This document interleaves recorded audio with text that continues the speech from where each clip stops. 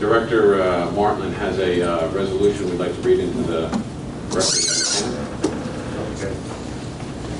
Whereas the Connecticut Resource Recovery Authority was established in 1973 by Special Act 73-459 of the General Assembly to provide Connecticut cities and towns with environmentally responsible, cost-effective solid waste management services. And whereas in 2002, CRRA was close to financial collapse due to an ill-fated deal with the Enron Corporation. And whereas the town of Old Saybrook, as one of the towns that depended on CRRA for managing its solid waste, stood to be adversely impacted by the consequences of the CRRA Enron deal. And whereas Michael Pace, in his capacity as first selectman of the town of Old Saybrook, had frequently criticized CRRA for straying too far from its core mission. And whereas the senior leadership of CRRA resigned amid controversy, and whereas in April 2002, the General Assembly passed Public Act 2-446 to place CRRA under the jurisdiction of a new board of directors comprised mainly of municipal officials. And whereas Mr. Pace was appointed as chairman of the new CRRA board of directors in June 2002. And whereas Mr. Pace immediately dedicated himself to stabilizing CRRA and for 6 months served as president of CRRA without taking a salary, while also carrying out the duties as first selectman of Old Saybrook. And whereas under Mr. Pace's leadership, CRRA today is financially solid and transitioning to a new business model that will provide services at lower costs. And whereas Mr. Pace has decided not to seek re-election in Old Saybrook, meaning he will no longer meet the statutory requirement for serving on the CRRA Board of Directors. And whereas today, October 27, 2011, is the final meeting of CRRA Board of Directors before the end of Mr. Pace's term as first selectman of Old Saybrook. Now be it resolved, the Connecticut Resource Recovery Authority Board of Directors extend its heartiest congratulations to Michael Pace for a job done, and be it further resolved that Connecticut Resource Recovery Authority Board of Directors wishes Mr. Pace success in all his future endeavors. I just want to add one thing. We've worked together for a lot of years in Waterbury, so we've known each other quite a while, and I think Michael has been the best chairman of any board I've ever been associated with.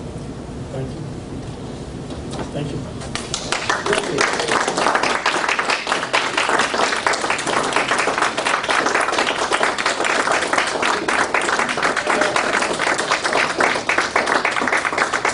It means a lot. It does. I have to tell you. I'm not going to tell you it hasn't been fun, because it has. It also lessened you. Keep your mouth shut. But, you know, there's a lot of names here. All right, there's one of them, right? This wasn't a one-person show. I had an exceptional crew of people with me all the way through. And the only thing I'm saying is I think we left it in better shape than we took it over.